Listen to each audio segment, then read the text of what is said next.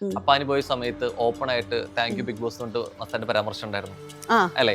എങ്ങനെ നോക്കിയാണ് പ്രഗ്നന്റ് ആയ വൈഫിനെ ഇതാക്കിയിട്ട് വെളിയിലുണ്ട് അത് വെച്ചിട്ട് അകത്ത് വേറെ എന്തോ ഇതെന്നുള്ള രീതിയിൽ ഒരു സാധനം ഇവള് കാണിച്ചു. ഞങ്ങൾ ആരും അത് കണ്ടില്ല. അത് കണ്ടപ്പോഴത്തേക്ക് ഒരു തെറി വിളിച്ചവളെ, ഒരു വലിയൊരു തെറി വിളിച്ചു. ആ തെറിയും എന്താണെന്ന് എന്റെ അടുത്ത് പറഞ്ഞു. അതും വ്യത്യാസമല്ല, ഈ സാധനം വ്യത്യാസമില്ല.